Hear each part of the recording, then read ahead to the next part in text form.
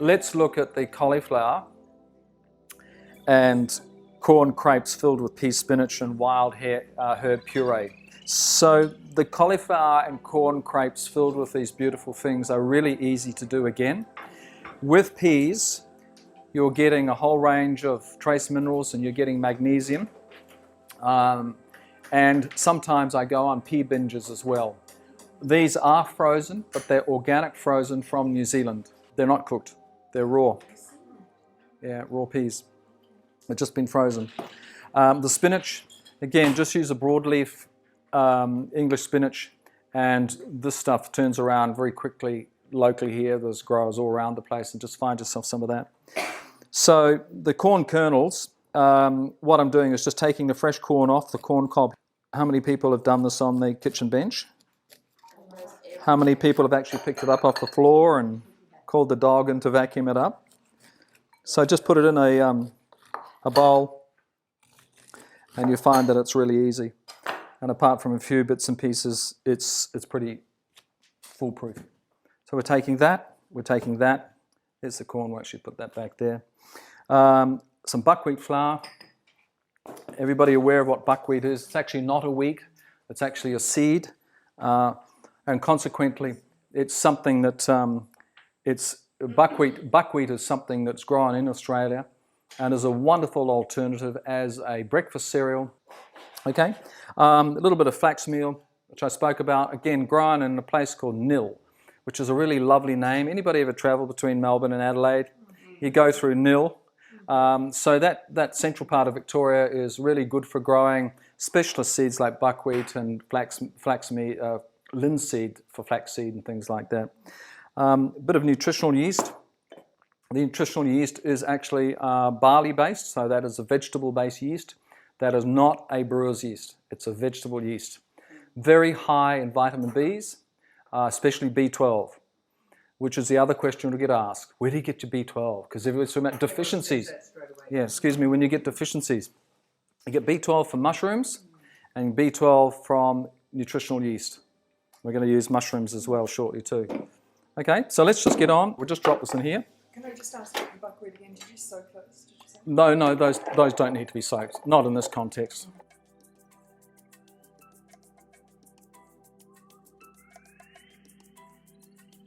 Give us a little burst.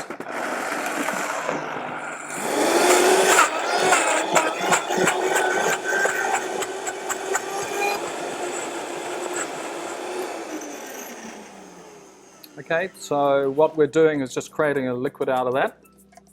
Now we'll add some of the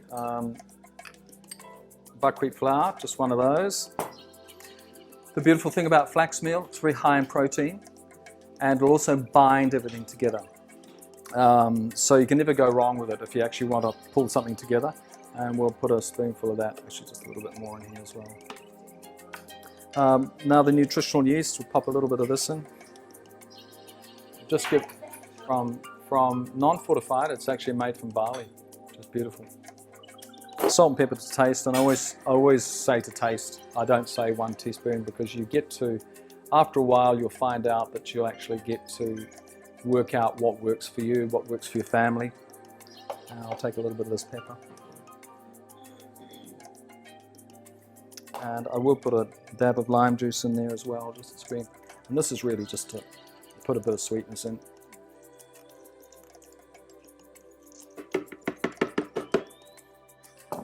Okay, so just so once all those ingredients are in there, let's just turn it on again.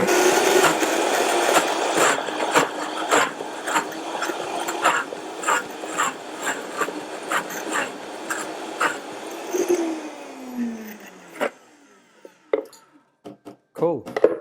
I'll give you that. Now, this requires the use of the dehydrator. Now, if you haven't got a dehydrator, don't panic. Just use your oven. Open the door of the oven. Turn it on to about 50. Don't put your head in or anything, you don't need to. Open the door of the oven. Turn it on to about 50 degrees, just so the light comes on, and bring it up to just a very, very gentle temperature with the fan on. We dehydrate at about 115 degrees Fahrenheit, which is about 42, 43 degrees Celsius. for the very reason that Claire explained before. You do anything over that, you're killing everything. Is it okay to use that in the oven as well? Yes, because the oven is just on low, okay? The oven is distinctly more efficient and things tend to get dehydrated a lot faster, so you just have to keep an eye on turning it over. So when you find that the top is getting firm, it's ready just to turn that over and peel that off and just drop it back onto the tray or something like that. So I'm just going to take this. You only need about half that time in a convention in a man oven, but leave the door open because the idea is just to dry it, take moisture out. Okay, now I will take you, so just use a spatula. These are really brilliant. And they've got a raised edge on them. And just spread that around. And what we're looking for here is you can do around, and by the way, you can use the same approach for your wraps. So if we were doing a Mexican class, I'd probably drive you through this again. You can use these as a corn wrap, which is just fabulous. I'm going to do these nice and square. And the square is beginning to merge. And in order to get square, just go around like that and bring it back in. And then just spread that out. You're losing roughly 40 to 50%. You're losing roughly, around 40%. So just level it out. Half a centimetre? Yeah. Being visited by the angels. Okay, so that's basically that. And what we're actually going to end up looking like, believe it or not, is this here. Now this has got some corn pieces in it, which is fine. It can be quite organic. And shortly I'm just going to make up the center. We'll fill it out, roll it up. We may have to put a toothpick through it and we'll serve those as well. Again, really easy. They stay in the refrigerator for probably a week to 10 days, but most of the time people will eat them. Because you can cut these in half, fill them up with things and put whatever you want in them at the same time. But right now, we'll get this underway. And this is basically the tray from the dehydrator. And we'll just pull this onto it. Now that'll do about 7 or 8. Yep, and you can increase the amount of corn in it if you want to actually get a little bit more out of it. Yep. The secret is, to be honest with you, is the flax meal, which actually holds it all together and gives you basically this outcome that you're looking for here. Yeah, which is very tasty. Yeah. Okay, now let's look at the mixture that we're actually going to put into our little wrap here. And I'll start with the peas and just empty them in here. Now these can be fresh garden peas if you have a vine of peas. Other than that, good organic frozen peas work brilliantly. And just put them in a sieve and run warm water over it. It thaws them out nicely. They're very tasty and very sweet. And we're looking basically to do not a puree and not a pesto. It's like a coarse mixture that can be actually just laid out onto this. So just using a spatula, you can just take that off the sides and just get it going again. Now the other thing we're going to put in there is a little bit of garlic. And you don't need a lot. Thank you. Squeeze of lime juice.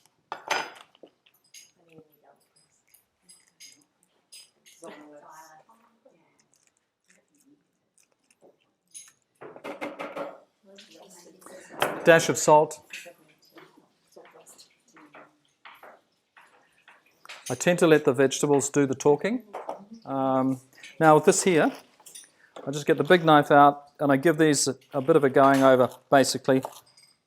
They break down so much easier when they go into here.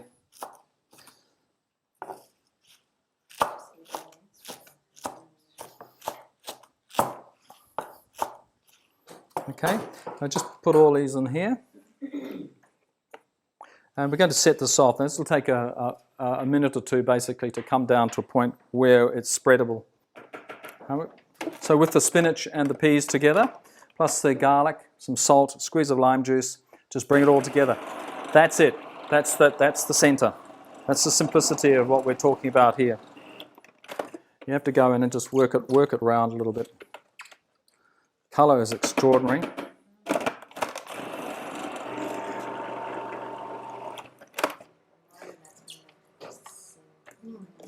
We're getting there now. This is the consistency's looking good. I will actually just put a little bit more lime juice into that as well. I'll just do a little taste test here.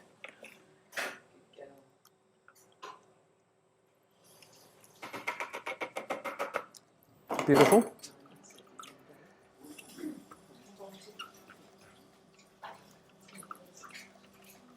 Now, we're talking about abject simplicity here, but 100% nutrition.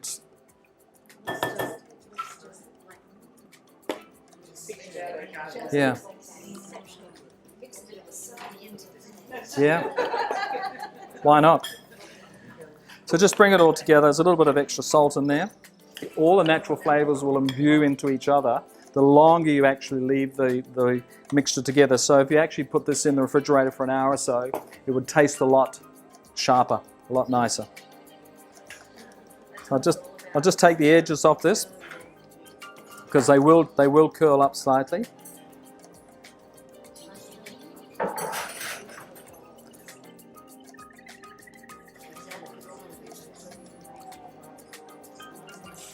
Just line that down, and we're actually doing a sushi roll type thing, pinwheel. And just a bit more, and then just get a knife and flatten this out. And then just all you need to do is just roll it up nice and firm as if you're doing sushi. You can use a sushi mat if you like. And sometimes if you're preparing these before a party, just wrap them in some Glad and put them in the refrigerator for a couple of hours, and they'll firm up nicely. I'll just take this from the outside here, and voila. This is what you're ending up with. And then we'll just take a knife to that, and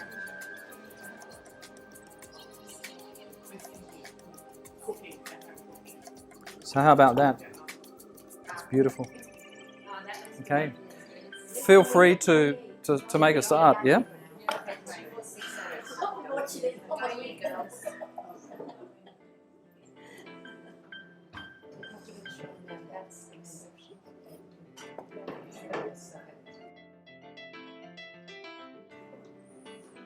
And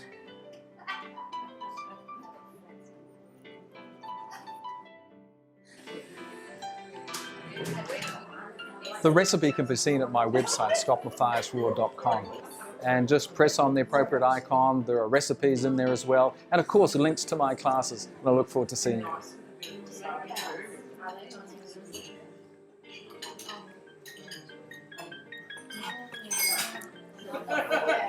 Not sure about it. Try.